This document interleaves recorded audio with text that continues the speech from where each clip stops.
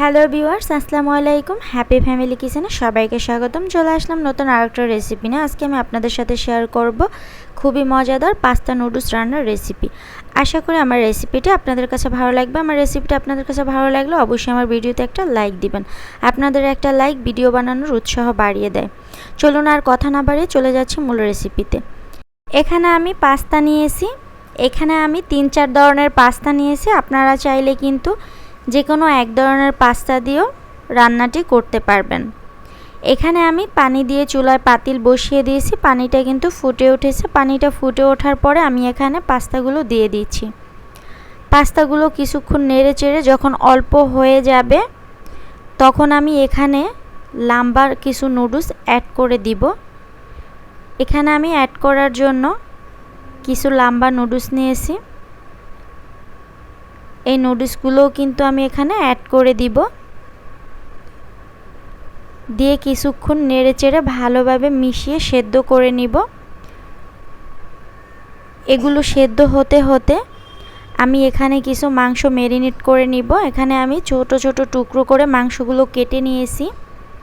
কেটে খুব ভালোভাবে ধুয়ে পরিষ্কার করে নিয়েছি। আপনারা চাইলে এর চেয়েও কিন্তু বড় বড় পিসও করতে পারেন আপনাদের সুবিধা মতো।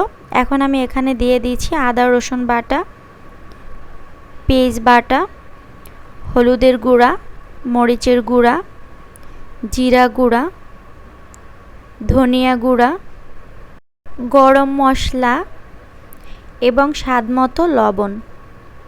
এখন একসাথে আমি খুব ভালোভাবে মাখিয়ে নিব। খুব ভালোভাবে আমি মাখিয়ে নিয়েছি। এখন 10 থেকে 15 মিনিটের মতো ঢাকনা দিয়ে রাখবো। এদিকে কিন্তু আমার নুডলসগুলো একদম পারফেক্টভাবে হয়ে গেছে। এখন আমি এটার পানি ছেঁকে নিব। এখানে আমি ফ্রাই প্যান চুলায় বসিয়ে দিয়ে দিলাম তেল। তেলটা একটু গরম হওয়ার পরে দিয়ে দিচ্ছি পেঁয়াজটা একটু খুব ভালোভাবে ভেজে নিব। অল্প করে ভেজে নিয়েছি। এখন আমি এখানে ম্যারিনেট করা মাংসগুলো অ্যাড করে দিয়েছি। দিয়ে খুব ভালোভাবে নেড়েচেড়ে কিছুক্ষণ ভেজে নিব। নেড়েচেড়ে কিছুক্ষণ ভেজে নিয়েছি। এখন আমি এখানে দিয়ে দিচ্ছি আলুগুলো আমি আগে একটু সেদ্ধ করে নিয়েছিলাম। খুব ভালোভাবে নেড়েচেড়ে মিশিয়ে নিচ্ছি।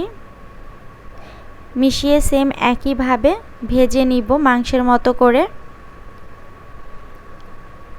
খুব ভালোভাবে কিছুক্ষণ নেড়েচেড়ে ভেজে নেওয়ার পরে আমি মাঝখান থেকে একটু ফাঁকা করে নিচ্ছি। এখন আমি এখানে দিয়ে দিচ্ছি একটি আস্ত ডিমটা আমি খুব ভালোভাবে নেড়েচেড়ে ভেঙে নিব। নেড়েচেড়ে ভেঙে নিয়েছি। এখন আমি খুব ভালোভাবে মিশিয়ে নিব। মিশিয়ে একই সাথে ভেজে নিয়েছি। খুব ভালোভাবে একই সাথে মিশিয়ে ভেজে নিয়েছি। এখন আমি এখানে দিয়ে দিচ্ছি সেদ্ধ করা পাস্তাগুলো। নেড়েচেড়ে মিশিয়ে নিব। খুব ভালোভাবে নেড়েচেড়ে মিশিয়ে নিয়েছি। এখন আমি অল্প আঁচে কিছুক্ষণ রেখে দিব। অল্প আঁচে কিছুক্ষণ রাখার পরে এ পর্যায়ে কিন্তু আমার পাস্তাগুলো পারফেক্টভাবে হয়ে গেছে। এখন আমি আপনাদেরকে পরিবেশন করে দেখাচ্ছি।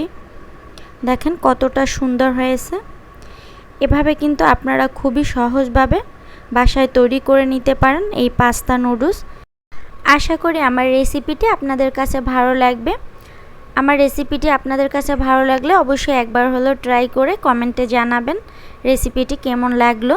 এটা কিন্তু আপনারা বাচ্চাদের টিফিনেও দিতে পারেন। ওরা কিন্তু খুবই মজা করে এটা খাবে। সবাই ভালো থাকবেন। আজ এ পর্যন্তই। দেখা হবে নতুন কোনো রান্নার রেসিপি নিয়ে। সে পর্যন্ত ভালো থাকবেন। আল্লাহ হাফেজ।